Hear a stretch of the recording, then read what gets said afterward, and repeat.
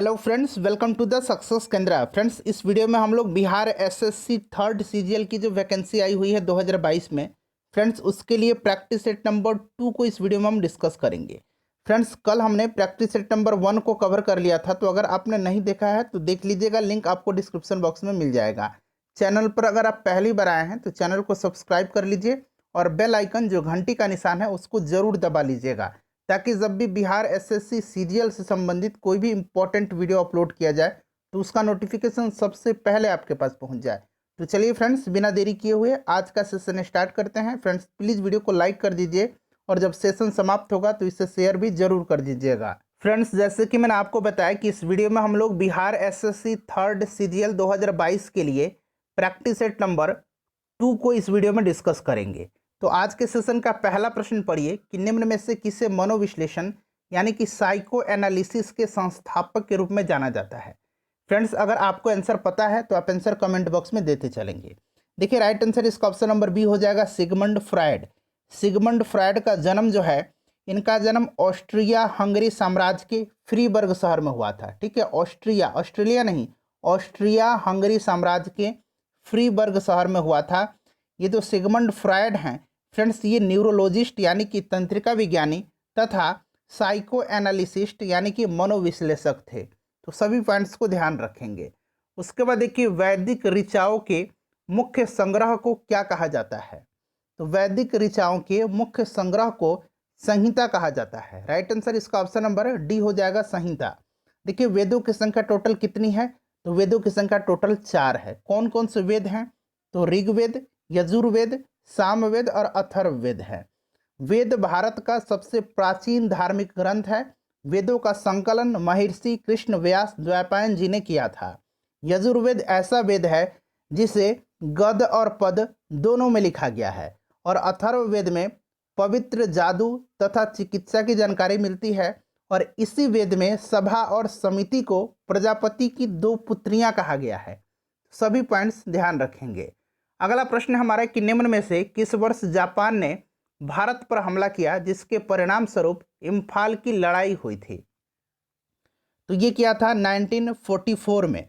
1944 ईस्वी में जापान ने औपनिवेशिक भारत पर हमला किया। इससे भारत के पूर्वोत्तर के इम्फाल शहर पर हमले के कारण इम्फाल का युद्ध भी कहा जाता है। इस युद्ध में आज़ाद हिंद फौज के सिपाहियों ने अंग्रेजों के खिलाफ लड़ा था, लेकिन देखिए, अमेरिका द्वारा जापान के हिरोशिमा और नागासाकी शहर पर जो बम गिराया गया, इसके पश्चात इस युद्ध की समाप्ति हुई थी। ठीक है, तो ऑप्शन नंबर इसका डी हो जाएगा, राइट आंसर। नेक्स्ट क्वेश्चन है कि लेजिम नृत्य शैली का संबंध निम्न में से किस राज्य से है। लेजिम नृत्य शैली का संबंध जो है यह महाराष्ट्र राज्य से है। तो राइट आंसर इसका ऑप्शन नंबर सी हो जाएगा, महाराष्ट्र। ठीक है, बाकी आपको पता है कथकली केरल, कथक उत्तर भारत का, भारतनाट्यम तमिलनाडु का, मोहिनी अट्टम केरल का, कुचिपुड़ी आंध्र प्रदेश का जो है यह शास्त्रीय लोक नृत्य है। अगला प्रश्न है कि अलीवर्दी खां कहाँ का नवाब था। देखिए, इंपॉर्टेंट क्वेश्चन है। अलीवर्दी खां जो था फ्रेंड्स, यह बंगाल का नवाब था। 1740 से लेकर के 1756 तक यह बंगाल का नवाब रहा था। 1740 के गिरिया के युद्ध में, याद रखेंगे, 1740 के गिरिया के युद्ध में अलीवर्दी खां ने सरफराज को मार करके बिहार के सर सूबेदार जो अलीवर्दी खां था, बंगाल का नवाब बना था। इसने अपने शासनकाल में मुगलों को राजस्व देना बंद कर दिया और इसके शासनकाल में बंगाल इतना समृद्धशाली बन गया कि बंगाल को भारत का स्वर्ग कहा जाने लगा था। और इसी अलीवर्दी खां का उत्तराधिकारी इसका दामाद सिराजुद्दौला हुआ था। पलासी का युद्ध आपको याद है? अगर याद है तो आप डेट सहित कमेंट करके मुझे बता दीजिए कि पलासी का युद्ध कब हुआ था। राइट आंसर इसका ऑप्शन नंबर ए हो जाएगा। नेक्स्ट क्वेश्चन हमारा कि बॉम्बे स्टॉक एक्सचेंज भारत में सोने और खाली स्थान दिया गया है में कमोडिटी डेरिवेटिव अनुबंध शुरू करने वाला पहला स्टॉक एक्सचेंज है। तो ये सोने और चांदी में कमोडिटी डेरिवेटिव अनुबंध शुरू करने वाला पहला स्टॉक एक्सचेंज है। तो ऑप्शन नंबर इसका ए राइट आंसर हो जाएगा, चांदी। अगर हम बात करते हैं बॉम्बे स्टॉक एक्सचेंज का, तो देखिए इसकी स्थापना 1875 में जो है स्टॉक एक्सचेंज मुंबई के नाम से किया गया था, जिसे 2002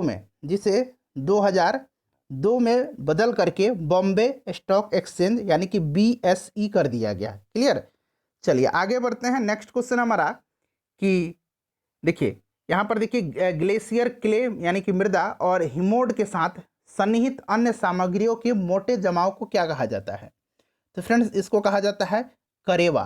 ठीक है, याद रखेंगे इसको क्या कहा जाता है? करेवा कहा जाता है। करेवा कश्मीर घाटी की सील निक्षेप है। क्या है? यह एक सील निक्षेप है।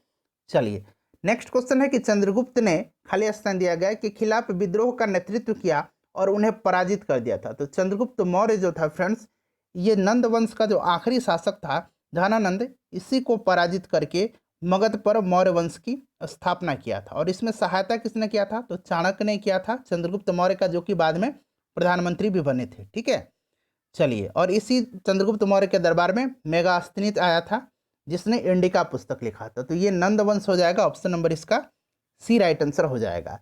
उसके बाद देखिए फ्रेंड्स प्रैक्टिस सेट नंबर 1 को जरूर देख लीजिएगा, लिंक डिस्क्रिप्शन में आपको मिल जाएगा। और इस साथ ही साथ देखिए फ्रेंड्स बिहार SSC में चाहे वो इंटरमीडिएट लेवल का हो या फिर ग्रेजुएट लेवल का यानी कि CGL हो, जितने भी प्रश्न अब तक पूछे गए हैं उनको मैं सब्जेक्ट वाइज आपको कवर करवा दूंगा। ठीक है, साइंस का अलग, हिस्ट्री का अलग, पॉलिटी का अलग, ज्योग्राफी का अलग। चलिए निम्न में से किस वर्ष पहली बार राज्यसभा गठित की गई थी? तो राज्यसभा का गठन 1952 में हुआ था। ऑप्शन नंबर बी इसका राइट आंसर हो जाएगा। अच्छा 12 सदस्य जो हैं राज्यसभा में जो है राष्ट्रपति के द्वारा मनोनीत किए जाते हैं। ठीक है फ्रेंड्स, ध्यान रखेंगे कितने? 12 सदस्य। चलिए और राज्यसभा जो होता है यह उच्च सदन है और लोकसभा निम्न सदन होता है। और राज्यसभा एक अस्थायी सदन है, कभी भी भंग नहीं होता है। और इसके प्रत्येक सदस्य जो होते हैं, इनके सदस्यों का जो यानी कि कार्यकाल होता है 6 वर्ष का होता है। और प्रत्येक 2 वर्ष पर 2/3 सदस्य सेवानिवृत्त हो जाते हैं। अगला प्रश्न है हमारा कि चंदन का पेड़ किस प्रकार के वनों में उगते हैं? चंदन का जो पेड़ है यह उगता है उष्ण कटिबंधीय पर्णपाती वन में। और देखिए भारत में अधिकतर जो वन पाए जाते हैं ज़्यादातर वह उष्ण कटिबंधीय पर्णपाती वन होते हैं। इनको मानसून वन भी कहा जाता है। तो राइट आंसर इसका ऑप्शन नंबर ए हो जाएगा, उष्ण कटिबंधीय पर्णपाती वन। अगला प्रश्न हमारा देखिए खाली स्थान दिया गया है कि एक अक्षरांकीय कोड है जो NEFT प्रणाली में सहभागी बैंक की शाखाओं की विशिष्ट पहचान करता है। तो ये आपको पता है कि यह जो है पूरा ऑप्शन देख लीजिएगा, आपको पता चल जाएगा। ये है फ्रेंड्स IFSC कोड होता है। यह जो है 11 डिजिट का एक समूह होता है न्यूमेरिक कोड का। ठीक है, 11 डिजिट का एक कोड होता है। ठीक है, ध्यान रखेंगे IFSC, इसका फुल फॉर्म होता है Indian financial system code. Clear. तो राइट आंसर। और यहाँ पर देखिए NEFT जो होता है इसका फुल फॉर्म होता है नेशनल इलेक्ट्रॉनिक्स फंड ट्रांसफर। तो सबको आप ध्यान रखेंगे। ऑप्शन नंबर इसका डी राइट आंसर हो जाएगा, IFSC। अगला प्रश्न है कि सिद्धेंद्र योगी खाली स्थान दिया गया है नृत्य शैली के अगुआ थे जो आदि गुरु के रूप में जाने जाते थे। तो ये फ्रेंड्स कुचिपुड़ी नृत्य शैली के अगुआ थे। कुचिपुड़ी जो कि आंध्र प्रदेश का नृत्य शैली है। Option number B right answer हो जाएगा। भारतनाट्यम की अगर हम कुछ कलाकार की बात करें तो यामिनी कृष्णमूर्ति, मृणाली साराभाई, सोनल मानसिंह, ये सब हैं। उसके बाद अगर हम कथकली की बात करें तो कथकली के आपको ध्यान रखना है शांताराव का नाम याद रखना है। ऑप्शन नंबर बी इसका होगा, कुचिपुड़ी के थे। चलिए आगे बढ़ते हैं। नेक्स्ट क्वेश्चन कर लेंगे कि द रिपब्लिक एथिक वॉल्यूम 3 किनके चयनित भाषणों का संकलन है? The Republic ethic volume 3। तो देखिए फ्रेंड्स यह जो पुस्तक है यह भारत के राष्ट्रपति रामनाथ कोविंद जी के राष्ट्रपति पद के 3रे वर्ष के दौरान उनके चुने हुए भाषणों का एक संग्रह है। तो option number A right answer हो जाएगा। उसके बाद देखिएगा यहाँ पर अनुच्छेद दिया गया है और उनसे संबंधित जो है कार्य दिए गए हैं, यानी कि उनसे संबंधित विषय दिया गया है। ग्राम पंचायत का गठन अनुच्छेद 40 में है। समान नागरिक संहिता अनुच्छेद 44 में है। कृषि और पशुपालन का संगठन जो है यह अनुच्छेद 48 में है। और फ्रेंड्स कार्यपालिका और न्यायपालिका का जो पृथक्करण है वो आपका अनुच्छेद 50 में है। तो इस तरह से अब आप लोग इसको मिला लीजिएगा। ठीक है, अब यहाँ से आप लोग आंसर चुन लीजिएगा। मेनली मैंने आपको बता दिया है कि किसका संबंध किससे है। देखिए संसद की गणपूर्ति निश्चित है। तो संसद की गणपूर्ति जो है ये आपको पता है कि भारतीय संविधान के अनुच्छेद 103 आर्टिकल 103 के अनुसार इसके अंतर्गत संसद की बैठक गठित करने हेतु गणपूर्ति सदन के सदस्यों की कुल संख्या का 10वां भाग है। तो 10वां भाग हो जाएगा सदन की सदस्यता का, 10वां भाग ऑप्शन नंबर ए हो जाएगा राइट आंसर इसका। निम्न में से कौन मुद्रा का बाह्य प्रभाव नहीं है? देखिए नहीं पूछा गया है। तो देखिए अगर हम बात करें विदेशी ऋण, जिससे बाह्य ऋण के रूप में भी जाना जाता है, मुद्रा का बाहरी प्रभाव नहीं है। तो यहाँ पर देखिएगा राइट आंसर इसका क्या हो जाएगा? विदेशी ऋण, विदेशों से ऋण प्राप्ति, यानी कि ऑप्शन नंबर इसका जो है ए करेक्ट आंसर हो जाएगा। चलिए आगे बढ़ते हैं, नेक्स्ट क्वेश्चन कर लेंगे कि विषुवतीय वर्षा वन को ब्राजील में किस नाम से जाना जाता है? तो फ्रेंड्स इसको जाना जाता है सेलवास के नाम से। अमेजन बेसिन में उष्ण कटिबंधीय वर्षा वनों को सेलवास के नाम से जाना जाता है, ठीक है, याद रखेंगे। और देखिए राइट आंसर इसका इसमें से ऑप्शन नंबर ए हो जाएगा सेलवास। क्लियर, आगे बढ़े, नेक्स्ट क्वेश्चन कर लेंगे। अगला प्रश्न है कि किस माह में भारतीय वायुसेना दिवस मनाया जाता है? तो यह प्रत्येक वर्ष 8 अक्टूबर को मनाया जाता है, ठीक है, 8 अक्टूबर, यानी कि अक्टूबर इसका राइट आंसर हो जाएगा, 8 अक्टूबर याद रखेंगे। चलिए नेक्स्ट क्वेश्चन है हमारा कि निम्नलिखित याम्योत्तर में से कौन सा भारत का मानक यामोत्तर है?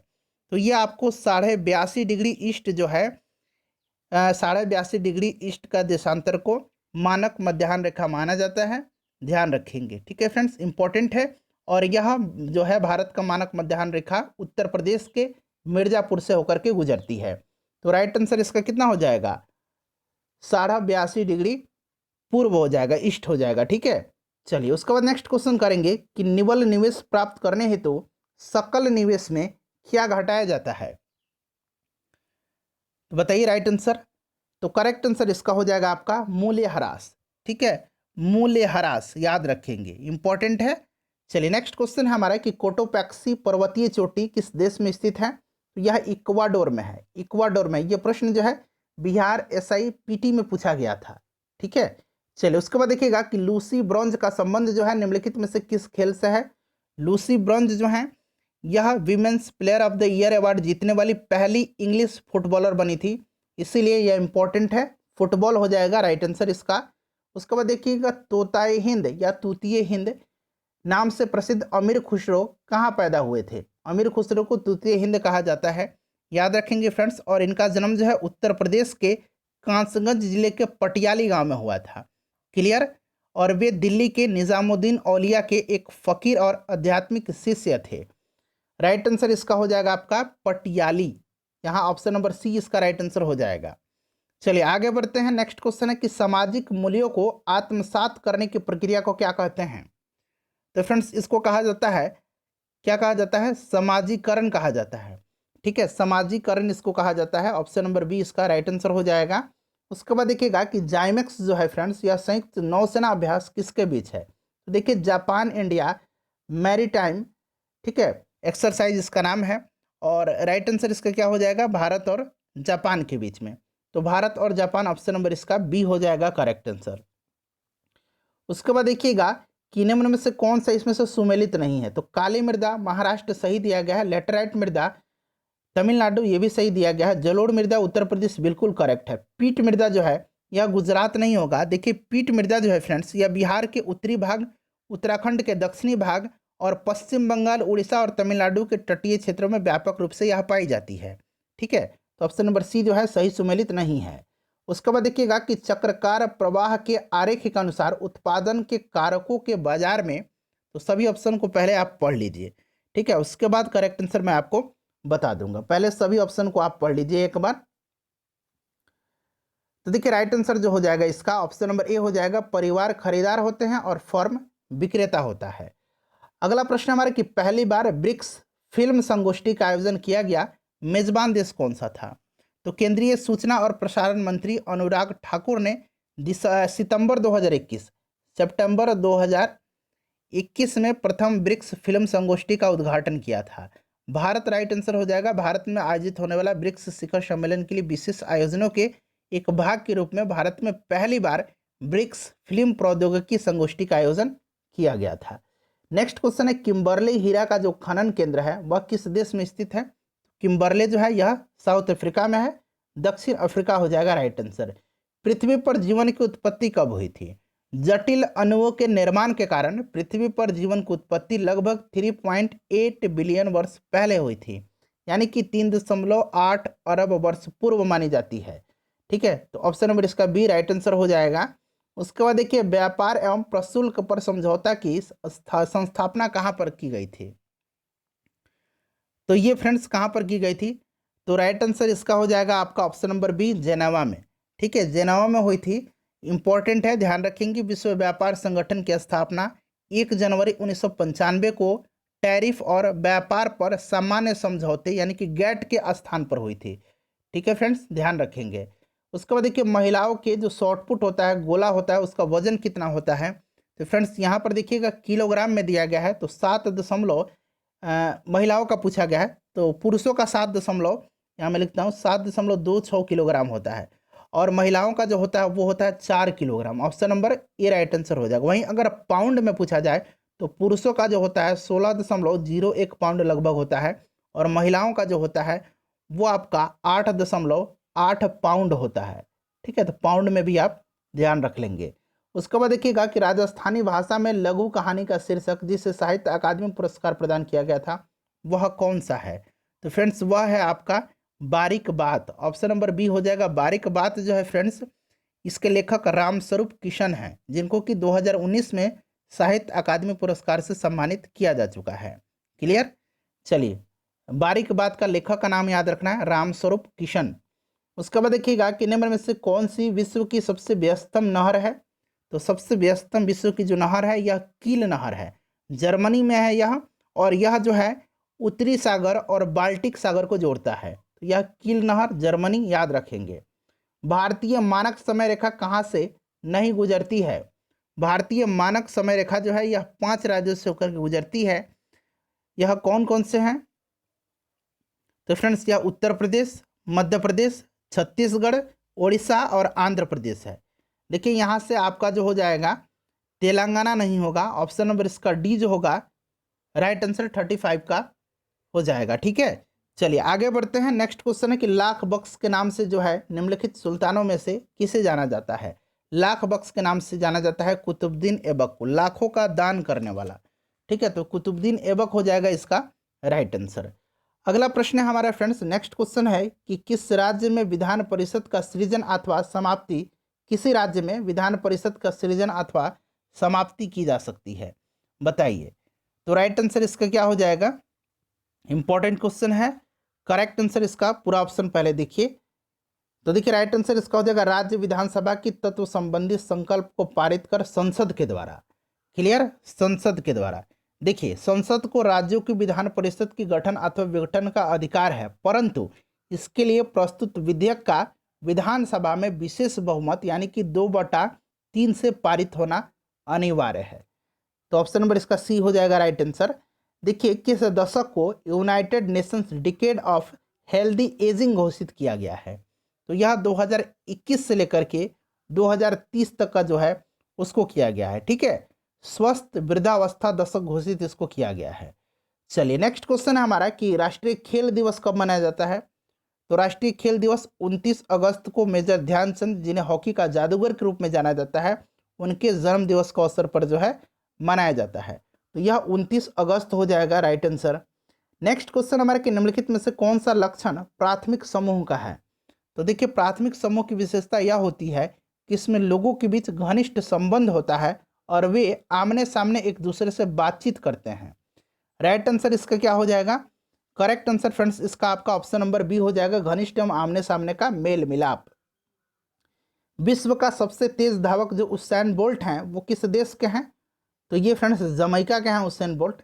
उसके बाद देखिएगा कि प्रोटेस्टेंटवाद के जनक कौन थे? प्रोटेस्टेंटवाद के जनक कौन थे? तो देखिए प्रोटेस्टेंट सुधार मार्टिन लूथर किंग द्वारा शुरू किए गए रोमन कैथोलिक चर्च में सुधार से संबंधित एक आंदोलन था। देखिए प्रोटेस्टेंटों ने पूरे ईसाई समुदाय पर पोप का जो प्रभुत्व था उसका विरोध किया तथा शुरुआती ईसाई धर्म की जड़ों को लिए चर्च जो है उसकी चर्च की वापसी की मांग की। तो ये आपका मार्टिन लूथर हो जाएगा। औरंगजेब की मृत्यु के समय मराठा साम्राज्य का नेतृत्व किसके पास था? तो फ्रेंड्स यह था ताराबाई के पास। ऑप्शन नंबर डी हो जाएगा, ताराबाई के पास था। हालांकि औरंगजेब की जो मृत्यु हुई थी वह 1707 में हुई थी। ठीक है फ्रेंड्स, और ताराबाई जो रही थी मराठा शासिका ये 1700 लेकर के 1708 तक रही थी। ठीक है, चलो उसके बाद देखिए भारतीय संविधान के किस संशोधन के द्वारा मंत्रिपरिषद में मंत्रियों की संख्या को सीमित किया गया था। तो फ्रेंड्स यह कौन सा जो है किया गया था किस संशोधन में, तो यह जो है यह किस में किया गया था, बताइए राइट आंसर। तो यह आपका 91वां संविधान संशोधन था जो कि 2003 में किया गया था। ठीक है, और इसी संविधान के संशोधन के अंतर्गत जो है आपको यह कहा गया कि लोकसभा में सदस्यों की संख्या के 15% से अधिक जो है नहीं होनी चाहिए थी मंत्रिपरिषद की संख्या। ठीक है, चलिए अगला प्रश्न है हमारा कि निम्नलिखित में से सही कालक्रम इसका बताना है। तो देखिए यहाँ पर अगर हम बात करें तो भारतीय राष्ट्रीय कांग्रेस की स्थापना 1885 में हुई थी। ठीक है, साइमन का कमीशन का जो रिपोर्ट है वो कब आया था, तो यह साइमन कमीशन का रिपोर्ट की अगर बात करें तो यह आपका 1927 हो जाएगा। उसके बाद अगर बात करें भारतीय राष्ट्रीय कांग्रेस की स्थापना तो मैंने बता दिया। उसके बाद दूसरा गोलमेज सम्मेलन आपका हो जाएगा ये 1931 और भारत छोड़ो आंदोलन 1942।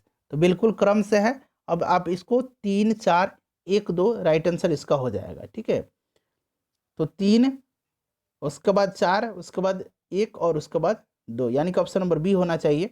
चलो उसके बाद देखिएगा कि सोकर वेटलैंड जो है आर्द्रभूमि भारत के किस क्षेत्र में है। सोकर वेटलैंड जो है ये लद्दाख में है। वर्तमान में अगर हम बात करें तो भारत में कितनी आर्द्रभूमि है, 49 है। टोटल जो है वेटलैंड्स भारत में 49 हैं, याद रखेंगे। वेटलैंड डे कब मनाया जाता है, आर्द्रभूमि दिवस, तो प्रत्येक वर्ष 2 फरवरी के दिन मनाया जाता है, इसको भी ध्यान रखेंगे। सत्यशोधक समाज के संस्थापक निम्नलिखित में से कौन थे, तो ये ज्योतिबा फुले थे। 1873 में इन्होंने जो है सत्यशोधक समाज की स्थापना किया था। 1873 इनकी पत्नी का नाम याद रखेंगे सावित्री बाई फुले। ठीक है, ये पूछा जाता है सावित्री बाई फुले, याद रखेंगे। क्लियर, चलिए अगला प्रश्न हमारा कि सुल्तान ने दीवाने अमीर कोही नामक एक नए विभाग बनाया था। दीवाने अमीर कोही, तो यह एक कृषि विभाग था। मोहम्मद बिन तुगलक ने जो है इसका गठन किया था। तो मोहम्मद बिन तुगलक हो जाएगा राइट आंसर। उसके बाद देखिए दक्षिण अफ्रीका में प्रवास के दौरान महात्मा गांधी जी ने कौन सी पत्रिका प्रकाशित की थी, तो यह पत्रिका कौन सी थी, इंडियन ओपिनियन थी। ठीक है, इंडियन ओपिनियन। और उन्होंने भारत में 2 पत्रिकाएं यंग इंडिया और नवजीवन शुरू किया था। और इंडियन ओपिनियन जो होगा ये दक्षिण अफ्रीका में हो जाएगा। अगला प्रश्न है कि संदर्भ समूह क्या है, तो संदर्भ समूह एक ऐसा समूह है जिसमें एक व्यक्ति या किसी अन्य समूह की तुलना एक दूसरे से की जाती है। इसमें लोग हमेशा अपनी उपलब्धियों, उनकी भूमिकाओं के प्रदर्शन, आकांक्षाओं और महत्वाकांक्षाओं का मूल्यांकन करते हैं। तो करेक्ट आंसर इसका क्या हो जाएगा, आकांक्षा समूह हो जाएगा। इसका ऑप्शन नंबर इसका बी हो जाएगा राइट आंसर। उसके बाद देखिए खाली स्थान दिया गया है बाह्य अभिकरण एजेंसी है जिसे किसी निकाय पर प्रयुक्त करने से निकाय की स्थिर अवस्था या सामान्य चाल में परिवर्तन होता है। तो फ्रेंड्स यह क्या है, तो यह बल है। बल एक बाह्य अभिकरण है जो किसी वस्तु पर लगाया जाता है। तो फ्रेंड्स उसमें क्या होता है, उसकी जो अवस्था होती है, चाल होता है, उसमें परिवर्तन होता है। तो ये बल होता है। ठीक है, बल का ऐसा ही मात्रक न्यूटन होता है, ध्यान रखेंगे। क्लियर, चलिए उसके बाद आगे बढ़ेंगे। और F इक्वल टू क्या होता है, मास इंटू एक्सेलरेशन होता है, द्रव्यमान गुना त्वरण होता है। देखिए पना यानी कि एमराल्ड जो है उसका रंग आमतौर पर कैसा होता है, तो एमराल्ड का रंग जो है आमतौर पर हरा होता है, इंपॉर्टेंट है। और बेरिल खनिज से पना बनता है। ठीक है, बेरिल खनिज जो होता है इससे पना बनता है, तो यह आपका हरा हो जाएगा। उसके बाद नेक्स्ट क्वेश्चन देखिएगा कि निम्न में से किस स्थान पर उगने वाले पौधे रात में कार्बन डाइऑक्साइड लेते हैं। रात में कार्बन डाइऑक्साइड लेते हैं, ये उल्टा हो गया। रात में कार्बन डाइऑक्साइड जबकि छोड़ते हैं। तो ये रेगिस्तान में जो उगने वाले पौधे हैं जिनको कि जीरोफाइट्स कहा जाता है, जीरोफाइट्स, यहाँ मैं लिख देता हूँ जीरोफाइट्स। रेगिस्तान में उगने वाले पौधों को क्या कहा जाता है, जीरोफाइट्स कहा जाता है। ठीक है, तो रेगिस्तान इसका हो जाएगा ऑप्शन नंबर सी। ये रात में कार्बन डाइऑक्साइड लेते हैं और ऑक्सीजन छोड़ते हैं। नेक्स्ट क्वेश्चन हमारा कि निम्न में से कौन सा कथन इसमें से सही है। इसमें से कौन सा कथन जो है सही है, तो देखिए सभी कथन को आप लोग एक बार पढ़ लीजिए। ठीक है, सभी दिख रहा होगा। देखिए इसमें से किसी भी समृद्ध सतह के माध्यम से शुद्ध चुंबकीय प्रभाव शून्य होता है। ऑप्शन नंबर इसका बी हो जाएगा राइट आंसर। उसके बाद देखिए निम्नलिखित में से कौन सी संचयी जड़ यानी कि मूल नहीं है, संचयी मूल इसमें से नहीं है, तो यह श्वसन मूल हो जाएगा। श्वसन मूल जो है फ्रेंड्स ध्यान रखेंगे, जो श्वसन मूल होता है यह रूपांतरित मूसला जड़ होता है। ठीक है, यह रूपांतरित जड़ होता है। Option number C right answer हो जाएगा, यह संचयी जड़ नहीं है। यदि किसी स्प्रिंग से धारा प्रवाहित कराई जाए तो स्प्रिंग में क्या जो होगा परिवर्तन होगा। तो धारा प्रवाहित किया जाएगा अगर किसी स्प्रिंग से, तो स्प्रिंग संपीड़ित हो जाएगा, यानी कि यह संकुचित हो जाएगा। ठीक है, तो राइट आंसर इसका संकुचित हो जाएगा। उसके बाद देखिएगा कि संसाधित भोजन को संरक्षित करने के लिए निम्नलिखित में से किसका उपयोग परिरक्षक के रूप में किया जाता है। तो परिरक्षक के रूप में भोजन का किसका उपयोग किया जाता है, तो इसमें से हो जाएगा सोडियम मेटाबाइसल्फेट का, सोडियम मेटाबाइसल्फेट का। तो यहाँ पर देखिए ऑप्शन नंबर इसका ए राइट आंसर हो जाएगा, सोडियम मेटाबाइसल्फेट। ठीक है, चलिए उसके बाद नेक्स्ट क्वेश्चन कर लेंगे, तो ऑप्शन नंबर ए हो जाएगा। उसके बाद देखिएगा कि वेबर के अनुसार सामाजिक विज्ञान की पूर्ण व्याख्या सामाजिक क्रिया का एक खाली स्थान दिया गया है, विचार विकसित करना है। तो सही उत्तर इसका क्या हो जाएगा बताइए। तो देखिए इसका जो करेक्ट आंसर हो जाएगा फ्रेंड्स, वो आपका हो जाएगा व्याख्यात्मक विचार विकसित करना है। उसके बाद देखिए भारत द्वारा CMS-01 नामक जो संचार सैटेलाइट है छोड़ा गया था, इसका यह जो है यह किसका प्रतिस्थापन किया। तो यह प्रतिस्थापन जो है यह किसका किया था, तो फ्रेंड्स यह जो किया था यह किया था GSAT-12 का। ऑप्शन नंबर इसका सी राइट आंसर हो जाएगा। GSAT-12R के नाम से जो है इसको जाना जाता है, CMS-01 को। ठीक है, और ये GSAT-12 का प्रतिस्थापन किया था, और इसको GSAT-12R के नाम से जाना जाता है, 12R के नाम से। ठीक है, याद रखेंगे। और यह भारत का 42वां जो है संचार उपग्रह है, ये क्रम भी ध्यान में रखना है आपको। चलिए आगे बढ़ते हैं कि निम्न में से किस कैल्शियम यौगिक का उपयोग दंत मंजन यानी कि टूथपेस्ट के हल्के अपघर्षक के रूप में प्रयोग में किया जाता है। तो ये किया जाता है आपका कैल्शियम कार्बोनेट का उपयोग हल्के अपघर्षक के रूप में, तो कैल्शियम कार्बोनेट CaCO3 हो जाएगा। देखिए प्रभावी कीटाणु नाशक जो कि उपकरणों की सतह को साफ करने के लिए उपयोग में लिया जाता है, वो क्या है, सोडियम मेटासिलिकेट है, सोडियम मेटासिलिकेट। उसके बाद देखिए निम्न में से कौन सी धातु हमारे शरीर में रक्त का थक्का जमाने के लिए उत्तरदायी है। तो फ्रेंड्स यह जो है यह कैल्शियम आयन होता है। ठीक है, कैल्शियम आयन जो होता है यह आवश्यक होता है, क्योंकि यह प्लेटलेट्स और ऊतक के एंजाइम जो कि टिश्यू हैं उनके एंजाइमों को फॉस्फोलिपिड से बांधने में मदद करता है, जो प्रतिक्रिया को तेज करता है। विटामिन के जो होता है, विटामिन के रक्त के थक्का बनाने में सहायक होता है, उत्तरदायी होता है, ये भी आप ध्यान रखेंगे। क्या होता है जब किसी वाहित मल का विसर्जन किसी जलाशय में किया जाए, तो क्या होगा, अगर किसी सीवेज में जो है किया जाता है तो क्या होगा, तो फ्रेंड्स ये आपका हो जाएगा घुली ऑक्सीजन में कमी हो जाएगी। ठीक है, तो जो घुली हुई ऑक्सीजन है उसमें वो गिर जाएगी। ऑप्शन नंबर सी हो जाएगा राइट आंसर।